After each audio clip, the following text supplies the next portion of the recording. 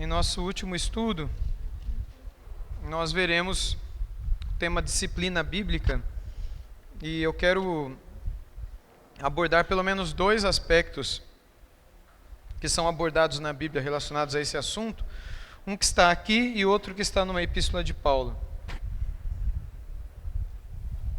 E o nosso objetivo é, continuando aquilo que vimos ontem sobre membresia, vermos hoje qual é o ponto final da membresia. Mark Dever, nos seus livros sobre 9 marcas, ele costuma dizer que a igreja tem que ter a porta de entrada e a porta de saída, a porta da frente e a porta dos fundos. Em que a porta da frente tem que ser estreita e a porta dos fundos bem larga. Então, que seja muito difícil de alguém entrar, no sentido de que quando a pessoa está dentro e se torna membro, é porque ela sabe muito bem quem é aquela igreja, no que eles creem, e ela vai colaborar com aquela igreja em tudo que elas fazem. E a porta dos fundos, bem aberta para que aquela pessoa saiba que se ela vier a pecar, se desviar ou agir de um modo contrário à palavra de Deus, da mesma maneira como ela entrou, ela vai sair. E não vai ser difícil dela sair, não vai ser apertado para ela sair. E na verdade é um caminho que ela mesma toma quando ela, por fim, acaba sendo retirada da igreja. Afinal de contas, a disciplina bíblica, ela tem como primeiro objetivo a restauração na vida da pessoa. E quando não acontece a restauração na vida da pessoa, só há um pecado pelo qual a pessoa é retirada da igreja, ou é excluída, ou é desligada. Só um pecado. E é o pecado que está aqui em Mateus 18, que é o pecado da obstinação. Porque diante de qualquer pecado em que a pessoa se arrepende, não há espaço para desligamento ou exclusão, desde que haja arrependimento. Porque, repito, o grande objetivo da disciplina bíblica não é excluir, tirar privilégios, direitos, deveres do membro. O principal objetivo da disciplina bíblica é restaurar aquele membro. O principal objetivo da disciplina bíblica é trazer saúde para aquela parte do corpo que está enferma. Bem, Jesus disse assim, Mateus 18, a partir do versículo 15. Se o seu irmão pecar contra você, vá e repreenda-o em particular. Se ele ouvir, você ganhou o seu irmão, mas se não ouvir, leve ainda com você uma ou duas pessoas, para que pelo depoimento de 2 ou 3 testemunhas, toda a questão seja decidida. E se ele se recusar a ouvir essas pessoas, exponha o assunto à igreja. E se ele se recusar a ouvir também a igreja, considere-o gentil e publicano. Em verdade lhes digo que tudo que ligarem na terra terá sido ligado nos céus, e tudo que desligares na terra terá sido desligado nos céus. Em verdade, também lhes digo que se 2 de vocês sobre a terra concordarem a respeito de qualquer coisa que vierem a pedir, isso lhes será concedido. Por meu Pai que está nos céus, porque onde estiverem 2 ou 3 reunidos em meu nome, aí estou eu no meio deles. Esse daqui talvez seja o texto mais famoso, mais conhecido a respeito de disciplina bíblica na igreja. Talvez seja o texto mais comentado quando se fala a respeito de disciplina, quando se trata a respeito de desligamento, muitas vezes se volta a esse texto. Muitas vezes esse texto é ignorado e como eu mesmo experimentei há muitos anos atrás, quando nem ir para o seminário eu cogitava, mas eu era membro de uma igreja, e eu me lembro de uma jovem que engravidou do namorado, e ficaram sabendo disso na terça-feira. Na quarta-feira teria assembleia, e já estava marcada há bastante tempo aquela assembleia na igreja, mas na terça-feira ficaram sabendo que a menina estava grávida. E aí tentaram fazer contato, pelo menos eles disseram que tentaram fazer contato, na terça e na quarta não conseguiram, na quarta noite estavam excluindo ela da igreja. Sem a ouvir, sem a procurar, sem fazer os passos que a Bíblia recomenda que sejam feitos. Ela pecou, obviamente, nós não vamos considerar a atitude dela como correta, isso foi um pecado, de acordo com a palavra de Deus, mas não é dessa forma que Jesus ensinou a tratar qualquer pessoa que cometeu qualquer pecado. A Bíblia diz que quando um irmão pecar contra você, primeira coisa que você deve fazer, aí começa a disciplina bíblica, é ir até esse irmão e confrontá-lo. E essa é uma das características presentes em uma igreja saudável. Se nós queremos edificar igrejas saudáveis, nós precisamos resgatar a doutrina da disciplina bíblica em nossas igrejas. E a disciplina bíblica não é a tarefa necessariamente de um pastor. A Bíblia nos diz, se você ver um irmão pecando contra você, vai você e ele e resolve entre você e ele. Mostra a ele o teu pecado. Paulo, comentando sobre isso em Gálatas capítulo 6, ele fala qual a forma de abordagem desse irmão que pecou contra você. Lá em Gálatas capítulo 6, no versículo 1, Paulo diz assim, Gálatas 6, 1.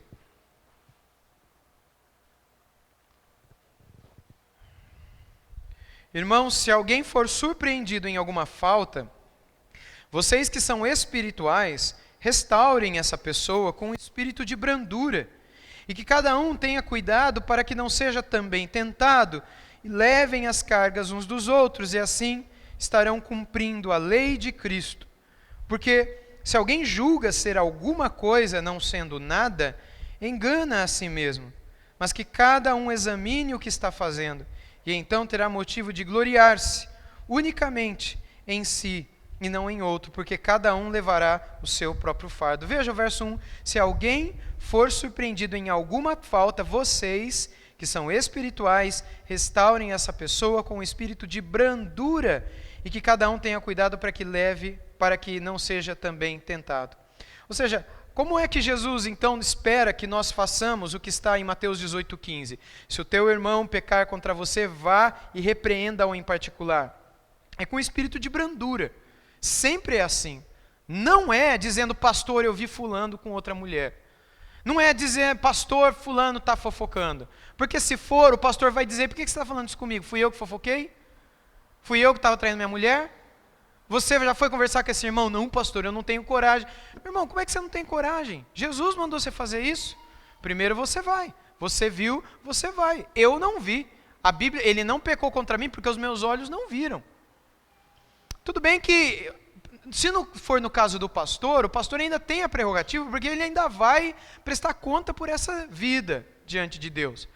O problema maior é quando essa pessoa que viu aquele irmão com outra mulher que não era a esposa dele, contar isso para outros irmãos da igreja. Isso não acontece aqui em Juiz de Fora, isso é coisa só do problema do interior de São Paulo. Né? E vai e conta, olha, eu vi, você não sabe o que está acontecendo. Eu fiquei sabendo de uma história, sabe aquele empresário da nossa igreja? Sabe aquela senhora que cuida tal coisa na nossa igreja? Você já foi falar com essa pessoa? É isso que eu tenho ensinado lá na igreja que eu pastoreio. E aí, num primeiro momento, as pessoas acham que quem fala assim é antipático. Não, é uma pessoa cristã. O antipático, o incorreto, é aquele que fica espalhando o pecado, falando sem antes ter falado. A pessoa só pode chegar para outra pessoa e compartilhar que viu, depois de ter ido até aquela pessoa, ter dito a ela, olha, eu vi você fazer isso, eu ouvi você tratando dessa maneira, eu sei que você está fazendo isso, e eu gostaria que você reconsiderasse, porque diante da palavra de Deus, não é isso que o Senhor espera de nós, isso é um mau testemunho, você está traindo, você está mentindo, você está sonegando, você está, etc. E a pessoa fala, olha, cuida da sua vida que eu cuido da minha. Eu sou pecador como qualquer um. Aí você fala o que para essa pessoa? Amém, eu vou cuidar da minha vida, tudo bem. Eu tentei mostrar para você, mas eu entendo o seu lado e tudo bem. Aí você vai procurar alguém. Só aí. Mas desde que seja alguém maduro que vai guardar o segredo com você, para ir confrontar com você aquela pessoa que pecou. Porque se você contar para uma pessoa que é aquela irmã do círculo de oração, que vai compartilhar o mistério da intercessão com a igreja inteira, aí você procurou a pessoa errada para compartilhar. Porque o que Jesus diz na continuação do texto é que se aquele irmão não te ouviu, o processo 2 da disciplina bíblica é você levar com você uma ou duas pessoas, testemunhas, para que pelo depoimento de 2 ou 3 toda a questão seja decidida. No que diz respeito a estas pessoas concordam comigo que isto que você fez é pecado. Fizeram essa etapa? Muito bem. Ganhou o irmão, ele se arrependeu, acabou ali. Ninguém precisa ficar sabendo. Morreu ali. Ganhaste o teu irmão. Ah, mas não aconteceu a disciplina. É isso que é disciplina. A disciplina bíblica acontece justamente aí. Aquilo que muitas vezes se chama de disciplina, onde se já se exclui, onde já se espalha para a igreja, onde se monta uma comissão de disciplina, isso não é disciplina. Isso é criar um padrão moderno, meio que politizado, para tratar de um assunto para o qual Jesus ensinou um outro procedimento. E o procedimento é você e a pessoa. Se ganhou, acabou. Ninguém tem que ficar sabendo. Se não ouviu, se não ganhou, leva 2 ou 3. Se ganhou, acabou. Se não ouviu, aí, meu irmão, é para contar para a igreja inteira. Aí é o que Jesus fala aqui. Verso 17, se ele se recusar a ouvir essas pessoas, exponha o assunto à igreja. E aí não é pecado contar para todo mundo. Mas por que contar à igreja? Para que a igreja vá até essa pessoa e exponha diante dessa pessoa o pecado que ela cometeu e tente convencê-la a se arrepender diante da palavra de Deus, porque supõe-se que o Espírito Santo habita nela, e então arrependida essa pessoa possa se acertar com Deus, confessar o seu pecado publicamente e ser restaurada por meio de uma disciplina bíblica. Ou seja, ela vai ser acompanhada por um pastor ou por algum irmão, alguma irmã que seja madura espiritualmente, para que esta pessoa que caiu possa voltar a ter uma vida disciplinada de oração e de leitura da palavra. A disciplina bíblica tem como objetivo restaurar a disciplina que não havia. Porque quando falta uma disciplina espiritual na vida da pessoa, ela cai em pecado. E só uma disciplina que pode trazê-la de volta àquela disciplina que ela não tinha. Quando eu uso disciplina aqui, vocês entendem o que eu quero dizer? Sabe aquela pessoa disciplinada no treino? Ou disciplinada nos estudos? A pessoa acorda e vai estudar. Ela é disciplinada naquilo. A pessoa acorda e vai treinar. Ela é disciplinada no treino. É essa disciplina espiritual, a pessoa é disciplinada em orar, buscar a Deus, que quando falta essa disciplina, a pessoa cai em pecado. E o que fazer para restaurar a disciplina na vida da pessoa? A disciplina bíblica, a disciplina eclesiástica. É um irmão se colocando no lado daquele irmão para ajudá-lo a voltar à disciplina. E esse processo de retorno à disciplina se chama disciplina. E isso é disciplina, é a restauração. E por que eu disse na introdução que o único pecado aqui digno de exclusão é a obstinação? Por causa daquilo que Jesus fala a partir do versículo, no final do 17, não é? Ele diz, no 17 ele diz, e se ele se recusar a ouvir essas pessoas, expõe o assunto à igreja, e se ele se recusar a ouvir também a igreja, considere-o como gentil e publicano. O que era um gentil e um publicano para um judeu? Era alguém de fora. Era um estrangeiro, era um excluído das bênçãos, das alianças, das promessas e da própria vida de Israel. Eles não poderiam se alimentar com essas pessoas, eles não poderiam ter parcerias comerciais com essas pessoas, eles não poderiam nem casar com essas pessoas. Jesus está dizendo, você tem que considerar essas pessoas que se recusam a ouvir o que a igreja diz para elas, o que as 2 ou 3 testemunhas disseram a elas, o que aquele irmão primeiramente disse a ela. Se a todos estes, aquela pessoa se recusou a ouvir, ela se recusou a ouvir a palavra de Deus. Então ela será desligada não pelo pecado que ela cometeu, mas pela obstinação, pela dureza do coração, porque ela está obstinada em permanecer no adultério, obstinada em permanecer na ganância, obstinada em permanecer na fofoca, obstinada a permanecer na mentira, obstinada em permanecer em qualquer pecado. A obstinação, aquilo que a Bíblia chama também de ter dura cerviz, é o único pecado pelo qual alguém é excluído. Porque é o único pecado que a gente vê que a pessoa não se arrepende. Ela está dura naquilo lá. Se ela se manter dura e obstinada, não há como mantê-la junto. É para considerá-la gentil e publicana. É para desligá-la da igreja, que é o que Jesus diz a partir do versículo 18. Agora, qualquer outro pecado que a pessoa cometer, se ela se arrepender, a igreja deve ajudá-la no processo da restauração. Mas e se ela não se arrepender? Então já não é mais só o adultério. Agora é o adultério e a obstinação, a dura cerviz. Por isso Jesus diz no 18, em verdade lhes digo que tudo que ligarem na terra terá sido ligado nos céus, e tudo que desligarem na terra terá sido desligado nos céus. É chamado poder das chaves, que que é aplicado também nas palavras de Jesus a Pedro, lá em Mateus capítulo 16. Em verdade também lhes digo que se 2 de vocês sobre a terra concordarem a respeito de qualquer coisa que vierem a pedir, isso lhes será concedido por meu Pai que está nos céus. Isso relacionado à disciplina bíblica, à restauração, à exclusão, ao pesar da mão sobre a vida de alguém que errou, porque onde estiverem 2 ou 3 reunidos em meu nome, ali estou no meio deles. Reunidos em meu nome para quê? Para disciplinar aquela pessoa que caiu, para trazê-la de volta para o caminho, para restaurá-la biblicamente. E se ela não se arrepende? Bom, então você já foi. Você levou mais 2 ou 3 testemunhas. Já foi a igreja inteira. Agora desliga e agora deixa que Deus vai. Esse é o ponto. Não é para ficar indo atrás dela.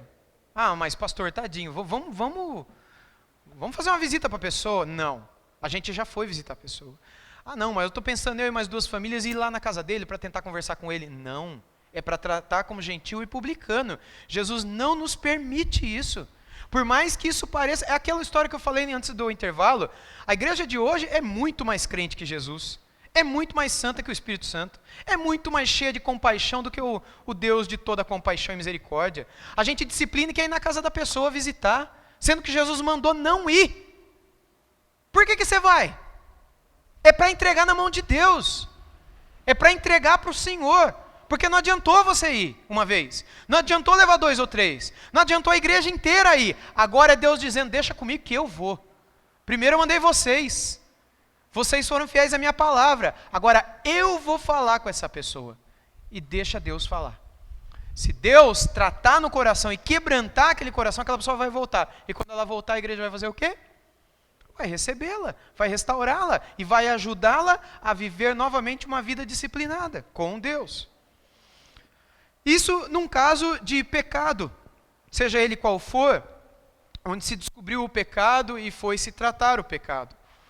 E quando a pessoa vem e confessa o pecado? Bem, quando a pessoa vem e confessa o pecado, você já tem uma pessoa restaurada. A única coisa que é necessária é ajudá-la no retorno a uma vida de disciplina espiritual. E o nome disso também é disciplina.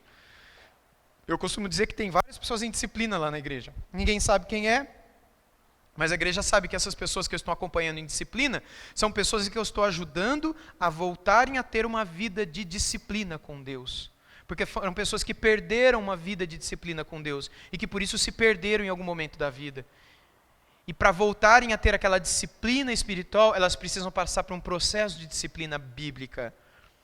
Essa é a ideia da disciplina bíblica. Se a pessoa já se arrependeu, não tem nem que levar para a igreja, a menos que seja um caso público. Porque se for um pecado público, para a própria defesa da pessoa, é importante que ela confesse diante da comunidade. Porque, inevitavelmente, as pessoas vão começar a falar daquele pecado. E a pessoa vai ficar sem graça no meio da igreja. Ah, mas a pessoa já se arrependeu, o pastor já está cuidando. Mas tem uma meia dúzia aqui que não está sabendo disso. Nem todo mundo está acompanhando o processo que o pastor está tratando. E o pastor achou melhor não falar para ninguém, a pessoa também não quis falar para ninguém, mas na rua inteirinha todo mundo sabe o que a pessoa fez. Então, o que é o melhor a se fazer? É um pecado público, não é aquele pecado que foi dentro de casa, ou a pessoa que decidiu confessar e ninguém está sabendo, ou é um pecado que envolveu eu e mais 2 pessoas, e aí só chama aquelas 3. Não, é um pecado público. É um escândalo público, tipo um adultério. Estão entendendo? Um adultério, todo mundo fica sabendo.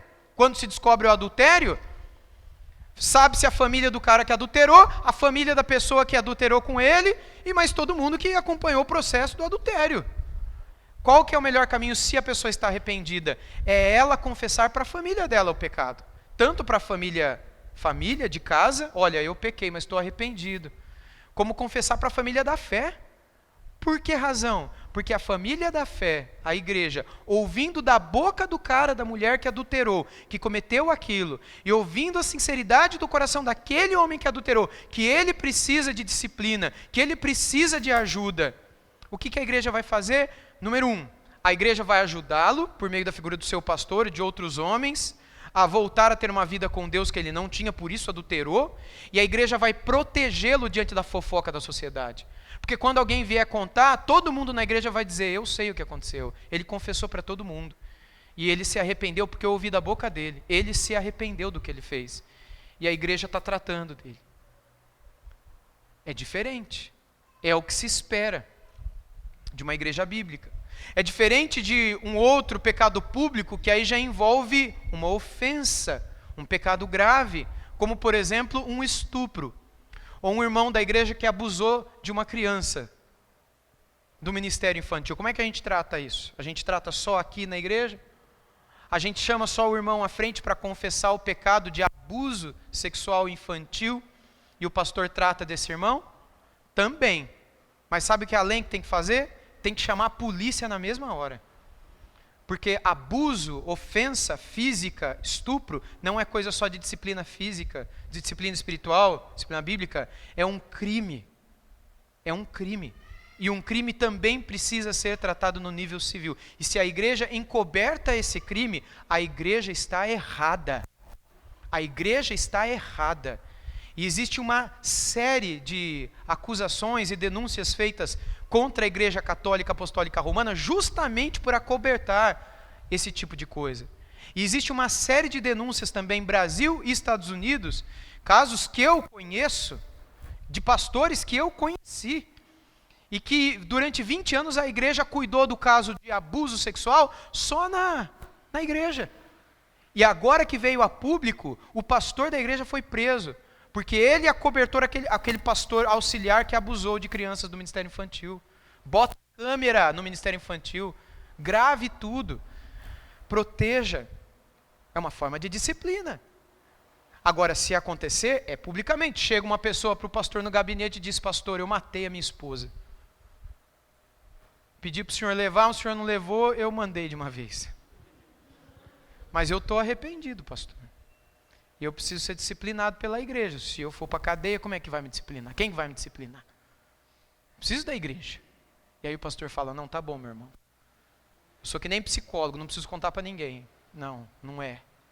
Tudo bem que você tem o direito de ouvir confissões, não falar para ninguém, mas você tem o dever moral de dizer: meu amigo, se você se arrependeu, glória a Deus, eu vou te acompanhar aqui, e a gente vai sair daqui agora, a gente vai na delegacia, você vai confessar do mesmo jeito que você confessou para mim, para o delegado, e aí quando ele te levar para dentro da cela, eu vou te acompanhar, e aí toda semana eu vou lá te pastorear, vou orar com você, vou dar uma Bíblia para você, se puder, né? Porque parece ali que não pode mais ter uma Bíblia, né? É perigoso uma Bíblia. Então vou cuidar de você, mas é responsabilidade. Agora, e se foi o pastor que pecou? O pastor que cometeu, como é que se procede a disciplina bíblica de um pastor? Vá comigo para 1 Timóteo capítulo 5, por favor.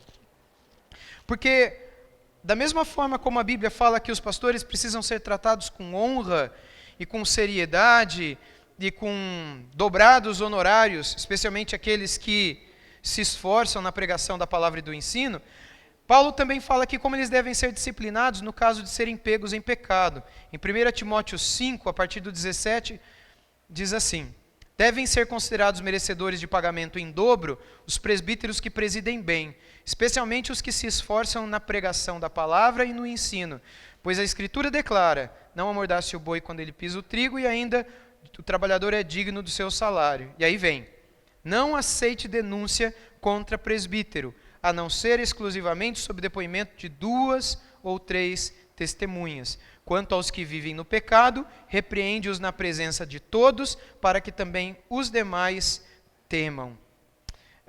Infelizmente, algumas versões que a Sociedade Bíblica do Brasil tem feito, colocam um subtítulo entre o 19 e o 20. Na tua Bíblia tem um subtítulo aí? Dando a impressão de que o 19 acaba um assunto, o 20 começa outro assunto? Tá assim ou não? Algumas sim, outras não. Nas de vocês que estão, está errado isso daí, porque o 20 é a conclusão do 19. A gente tem que ler como se fosse uma palavra só, 19 e 20. Não aceite denúncia contra presbítero, pastor, não é? A não ser exclusivamente sob o depoimento de 2 ou 3 testemunhas, quanto aos que vivem no pecado, ele está falando ainda do pastor, repreenda-o na presença de todos, para que também os demais temam. Qual que é então a disciplina bíblica do pastor? Primeiro, não se aceita denúncia contra um pastor, a não ser que haja 2 ou 3 testemunhas. Eu penso que a razão pela qual o Espírito Santo inspira Paulo para isso, é para que pessoas que não gostam do pastor, ou que não concordam com ele, ou que querem colocar uma outra pessoa, inventam uma história. E não se deve aceitar aquilo, desde que tenha 2 ou 3, não só pessoas inventando uma história, mas testemunhas. E a ideia de testemunho aqui, dentro do contexto judaico, é a ideia do testemunho lá de Êxodo. Ou seja, é alguém que viu e tem como provar. É alguém que viu e tem como testemunhar diante de Deus que aquilo é verdade. Não é simplesmente alguém que pelo gosto ou pela diferença de qualquer natureza não queira mais aquele pastor. É alguém que viu o pecado de fato, 2 ou 3 testemunhas. E quando ele for realmente pego e existir essas 2 ou 3 testemunhas, como é que a gente disciplina o pastor? É só no colegiado pastoral. É só entre pastores. Chama a comissão de ética da ordem. É assim? Não. É para ele ser exposto. O pecado dele tem que ser contado para a igreja. Reúne a igreja. Os membros da igreja. A igreja toda aqui são os membros daí. Fecha a porta. Visitante não entra. E agora o pastor, a gente conta ou o senhor conta? É diante de todos. Para que os demais presbíteros, pastores, temam. E aqueles que estão assentados também temam diante da seriedade com a qual deve ser levado o ministério sagrado do Evangelho de nosso Senhor Jesus Cristo. Não se deve tratar de outra maneira um presbítero a não ser dessa forma. É o que Paulo explica aqui. E o último caso de disciplina é o que está em 1 Coríntios 5, que é quando Paulo entrega o corpo do rapaz para o Satanás, que a gente viu ontem. Lá em 1 Coríntios 5, a partir do versículo 1, a gente lê assim: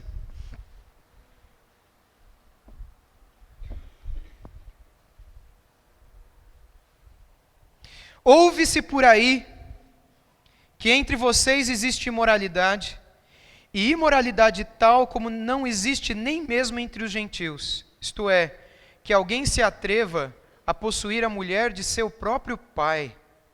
E vocês andam cheios de orgulho, quando deveriam ter lamentado e tirado do meio de vocês quem fez uma coisa dessas. Eu, na verdade, ainda que fisicamente ausente, mas presente em espírito, já sentenciei, como se estivesse presente o autor de tal infâmia. Em nome de nosso Senhor Jesus, reunidos vocês e o meu espírito, com o poder de Jesus nosso Senhor, que esse tal seja entregue a Satanás para a destruição da carne, a fim de que o espírito seja salvo no dia do Senhor. O que Paulo está dizendo aqui para a igreja? Aparentemente era um pecado público, era um pecado conhecido, mas aparentemente acobertado. Poeira, sujeira debaixo do tapete. Todo mundo sabia que a sujeira estava ali, mas ninguém fazia nada. E Paulo está dizendo, um escândalo público, onde não há arrependimento, precisa haver desligamento. Vocês precisam tirar este que cometeu tal infâmia do meio de vocês. Se não há arrependimento, ele não pode comungar com os santos em Cristo Jesus. Não pode. E a gente não questiona a palavra de Cristo. Foi Cristo quem estipulou isso. Diante da obstinação e da vida no pecado, esse tal talvez não seja nem de Cristo. E ele vive como se fosse. Mas aqui, irmãos, é diferente, porque aparentemente Paulo sabia que o cara era crente. Porque Paulo fala que no final ele ia ser salvo. A impressão que eu tenho é que durante o tempo que Paulo viveu em Corinto, ele viveu anos em Corinto, ele conhecia o rapaz. E eu acredito que Paulo acreditava que o rapaz era crente. Mas diante do pecado, Paulo diz, entregue o corpo para Satanás, para que o corpo seja destruído, para a destruição da carne, a fim de que o espírito seja salvo no dia do Senhor. Ou seja, a disciplina não virá mais de vocês, mas virá de um instrumento de Deus chamado diabo. Deus pode inclusive usar o diabo lá fora para disciplinar aquela vida, a fim de que ele volte. Como foi na parábola do filho pródigo. E aí, se você puder, abrir em 2 Coríntios comigo, relendo o texto que lemos ontem à noite, o apóstolo Paulo trata do perdão que deve ser dado ao arrependido. Quando ele diz, ora, se alguém, 2 Coríntios 2, verso 5.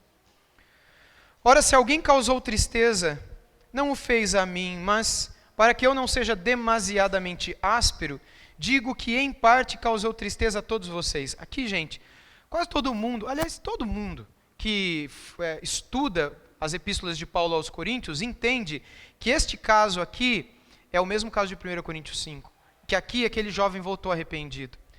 E aí diz o verso 6, basta-lhe a punição imposta pela maioria, de modo que agora, pelo contrário, vocês devem perdoar e consolar, para que esse indivíduo não seja consumido por excessiva tristeza.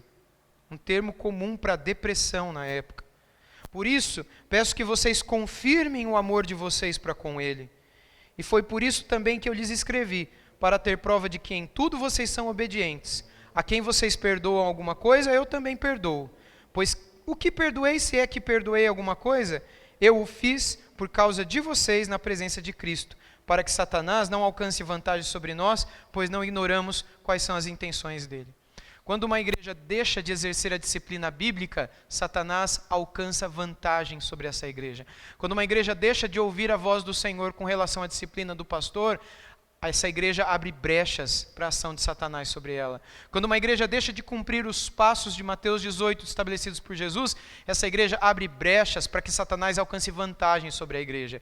E muitas vezes a gente permite que brechas sejam abertas em nome daquilo que a gente chama de amor, misericórdia, compaixão pelo pecador. A maior misericórdia que a gente tem é entregá-lo na mão do Senhor, porque só o Senhor pode transformar e quebrantar aquele coração.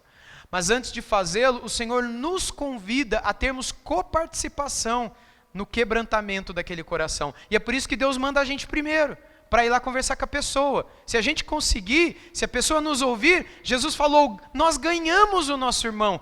A gente se tornou coparticipante da obra restauradora daquele que pecou. Mas se ele não ouviu, entrega na mão do Senhor e não vai mais atrás. Para que no tempo de Deus, Deus faça o que quiser com a vida, caráter, testemunho, a espiritualidade daquela pessoa. A disciplina bíblica é muito séria.